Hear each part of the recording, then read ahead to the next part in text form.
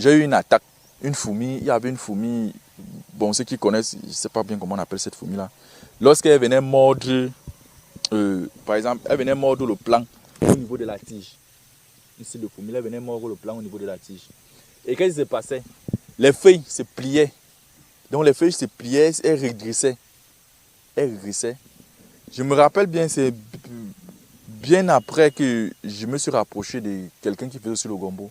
Je lui ai dit, bon, je suis parti vers lui, j'ai lui. Ce qui fait qu'il raconte cette anecdote, c'est parce que je suis parti vers lui. Je lui ai dit que, grand frère, excuse-moi, c'est comme si les sorciers sont arrivés dans mon champ. Il me dit, c'est quoi? Il dit que toutes mes feuilles de gombo sont en train de se plier. Un peu comme ça, faisait comme ce geste, comme un coup de poing. Ça se pliait. Il me dit, ça se plie. Il me dit que après il m'amène vers, par lui-même il avait un champ de gombo à l'époque. Il m'amène, il me dit que tu as vu la fourmi ici? Il dit que oui. Il y a ça dans ton champ. Il dit que beaucoup.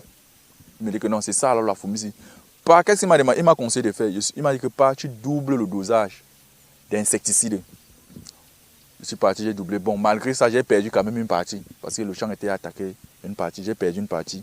Bon, le reste, je me suis battu avec. C'est après qu'il me dit que tu as bien réfléchi. Imagine que tu aurais fait ça sur un grand espace. Tu allais beaucoup perdre.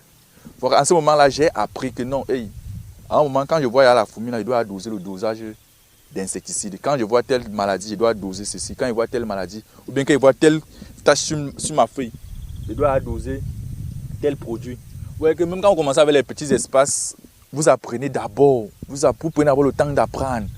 Vous prenez le temps de maîtriser certaines techniques. Parce que beaucoup de gens, l'erreur que nous on fait souvent, c'est que dès qu'on passe sur YouTube, on voit des vidéos ou bien on lit un PDF. On se dit que non, on maîtrise déjà.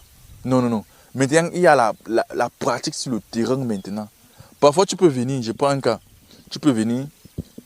Certains de mes champs, j'avais souvent des problèmes, ou surtout le piment que j'ai eu. Tu viens, tu mets le piment. Tu mets le piment, il pleut pendant une semaine. La pluie s'arrête 2 semaines. Il arrête de pleuvoir carrément 2 semaines, il ne pleut pas.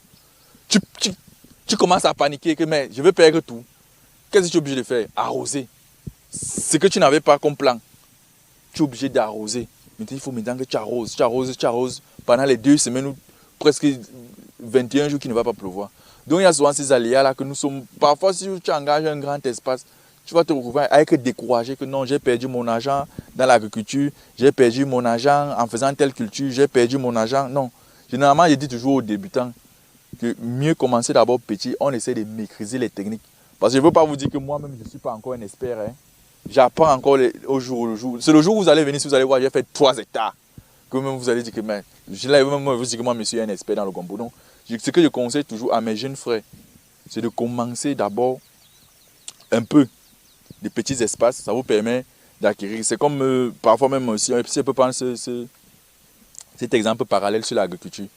Sur l'élevage, autant pour moi, sur l'élevage, où je vois souvent des gens, quelqu'un vient, il n'a jamais fait l'élevage de poulet, il vient vers toi, il t'explique, il dit que gars, je veux lancer 2000 poulets. Tu te retournes, tu le regardes, tu dis que tu veux lancer 2000 poulets. Non, soyons quand même sérieux, pas 2000. Et aussi, ce que je conseille souvent aux gens, même si, après il va t'expliquer, non, je vais prendre un expert qui va me faire, qui va venir travailler, tout ça. Généralement, il est dit souvent, l'erreur qu'on fait souvent en prenant les experts, c'est que je dis toujours aux gens, on fait toujours une grosse erreur en prenant un expert. Je peux prendre un technicien agricole, il vient me donner un coup de main. Mais généralement, si moi-même je ne maîtrise pas, si je n'ai pas au moins 70% des connaissances sur ce que je fais, c'est là où même l'expert va venir, il va te dire, il va te sortir des défis que toi-même tu ne vas pas comprendre. Généralement, il dit toujours aux gens, même quand tu veux te lancer, même dans la tomate, forme-toi d'abord toi-même. Ce n'est pas pour être un grand agriculteur, mais aide ce qu'on appelle des principes basiques. Ça veut dire, même quand il va venir te dire que bon, je veux qu'on mette ça, le technicien va me dire qu'il veut qu'on mette ça, on met ça, tu vas dire que non, attends un peu. Moi, je pense souvent qu'on peut mettre ça. Lui-même, l'échange serait plus fluide au lieu d'être celui qui accepte seulement. Parce qu'il va venir te dire que non, on met ça, tu acceptes seulement, on met ça, tu acceptes seulement, tu mets ça, tu acceptes. Ça veut dire qu'à un moment donné, toi-même, tu seras perdu. Donc, je dis souvent aux gens, c'est mieux toi-même, tu te renseignes d'abord. Tu dis que bon, ici, là, pour le gombo, comme il fait 45 jours, je peux avoir le cycle. C'est comme son cycle, c'est 45 jours. Quel produit on met à tel moment, quel produit on met à tel moment, quelle est la rentabilité sur telle superficie. Donc ça fait en sorte que même quand toi tu te lances, tu as déjà des informations. Ce n'est pas quelqu'un qui va venir te dire que non, si on fait 10 hectares de gombo, excuse-moi, 1 hectare de gombo, chaque jour on peut récolter 50 sacs. Dès que tu vas suivre le chiffre que chaque jour on peut récolter 50 sacs, on vend le sang à 10 000. Tu vas dire, hey, 500 000 tous les 3 jours. Directement, tu vas te lancer à l'intérieur.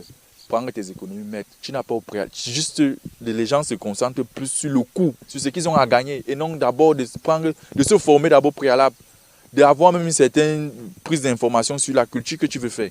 Parce que moi, je me dis souvent aux gens, comme actuellement, moi, je suis en train de vouloir lancer les ports. Je suis en train actuellement de me former, à prendre des informations pour dire comment ça se passe, comment. Donc, c'est ça que je conseille toujours à mes jeunes frères, qu'avant de vous lancer, prenez d'abord la peine de prendre. Ne dites pas que non, ça ne me sert à rien, j'ai l'argent. Tu vas te retrouver en train de perdre tes économies parce que tu vas dire que non, j'ai l'argent.